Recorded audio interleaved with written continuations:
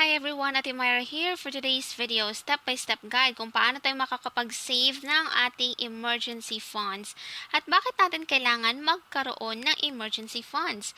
Alamin natin sa video na to, so kung interested ka, please keep on watching.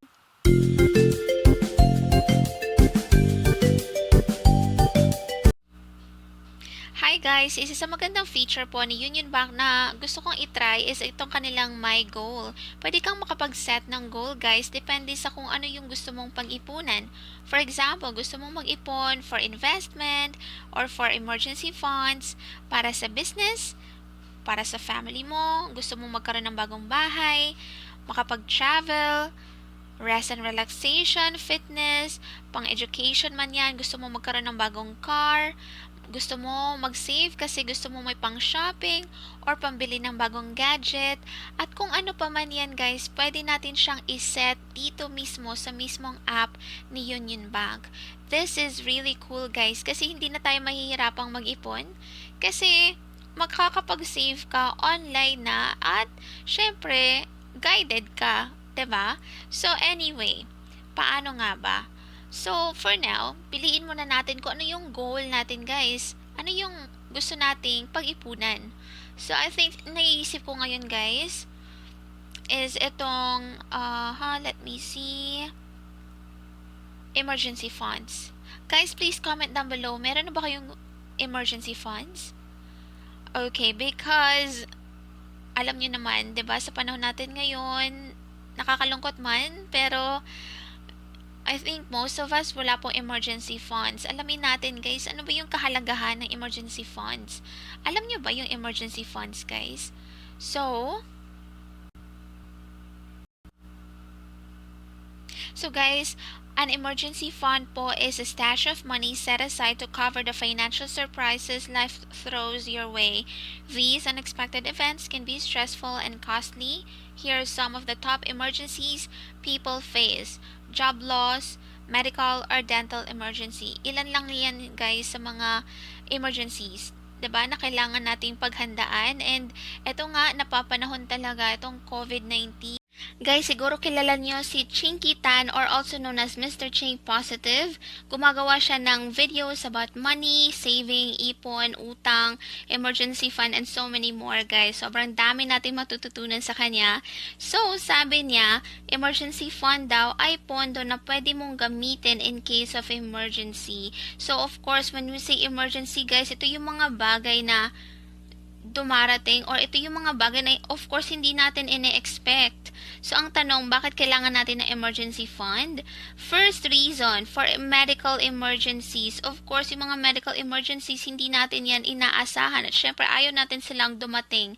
But in case darating siya, if you have emergency fund, then at least hindi ka masyadong mamomroblema kung saan ka uutang, 'di ba? Next is loss of job. Syempre, kapag nawalan tayo ng trabaho, mag-worry tayo, hala, ano na yung kakainin namin? Or, paano na yung pambayad ko ng tubig, ng kuryente, ng internet? Kasi nawalan ako ng trabaho. But, if you have emergency fund, alam mo na hindi ka masyadong mag-worry. Ang worryhin mo na lang is kung kailan ka makakahanap ulit ng trabaho. Pero, if you have emergency fund, kahit pa paano, yung 1 to 2 or 3 months without job is secured na po. Number 3, delayed collections. Number 4, paying mortgages. If you are paying mortgages like nagbabayad ka ng bahay, nagbabayad ka ng sasakyan, motor, or kotse man yan, ayun. If you have emergency fund, then at least may madudukot ka, 'di ba? Number 5, no extra income. Pag wala kang extra income, all the more na kailangan mo ng emergency fund. Number 6, you only have one source of income. So, if you have only one source of income, mahirap 'yan. So, maganda na nagtatabi po talaga tayo ng pera for emergency fund. Okay? Pero anyway guys, hindi ako magaling pagdating sa pera. Okay? Gusto ko lang na kahit papaano mabigyan kayo ng rason para magkaroon ng emergency fund. Okay? So anyway guys, If you want to know more about emergency fund or all about savings or all about money, then maybe you can check Chinky Tan's channel, guys. Sobrang informative. And yeah. Anyway, proceed na tayo sa next. Okay, so gusto nating ilagay na name as e-funds. Now, yung amount na gusto nating i-save for emergency funds ay, let's say, 49,900. Okay? So, next lang tayo. And then, as you can see here, save frequency. How often do you want to save up? Is it weekly, monthly, or quarterly? So, for example, I want to save monthly. Then, let me see. So, start saving date, get funds from. Start saving date natin will be maybe 23. Ayan, okay. And then, get funds from. Tap to select account. May dalawa kasi tayong account dito, guys. So, maybe we'll just have play everyday debit. Yan. Depende sa inyo, guys. And then, sinabi dito na estimated goal completion date. Save 500 pesos every 23rd day of the month starting March 23rd, 2020. You will reach your 49,900 by June 23, 2028. So, ang tagal pa nun, guys. As you can see, 2028. 2020 lang tayo ngayon. So, 28 years, guys. So, pwede naman natin i-increase yan, syempre. So, increase natin to 5,000. Ayan, 5,000. Ayan, 5,500 kasi 5,500 subscribers na tayo ngayon. And by December, guys, so, December, ma-reach na natin yung 49,900 na emergency fund goal natin.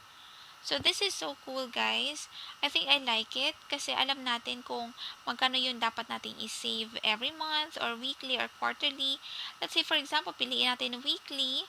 Kung weekly nating pipiliin na magsisave tayo ng 5,500 pesos at yung goal natin is 49,900, ayan, May pa lang ma-reach na natin yung ating goal. But of course, that is so unrealistic, guys. Sobrang unrealistic. 5,500 weekly.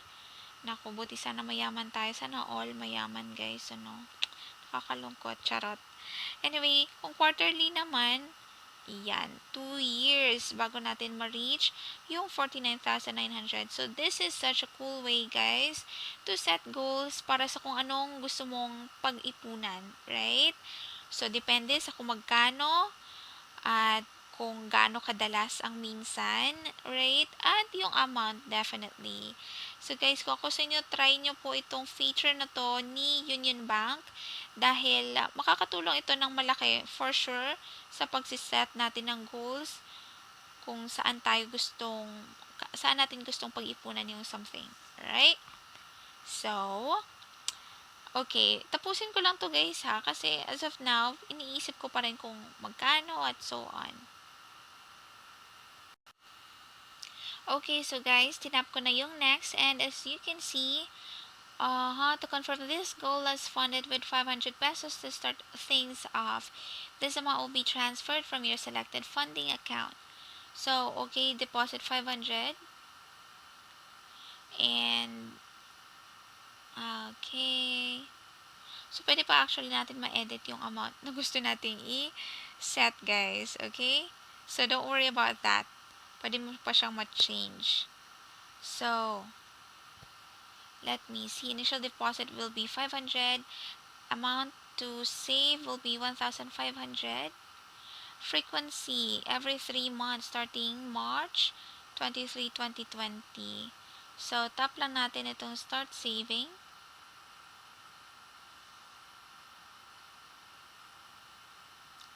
Cannot transfer amount insufficient funds. Of course, kasi wala pong laman yung ating wallet or ang ating account.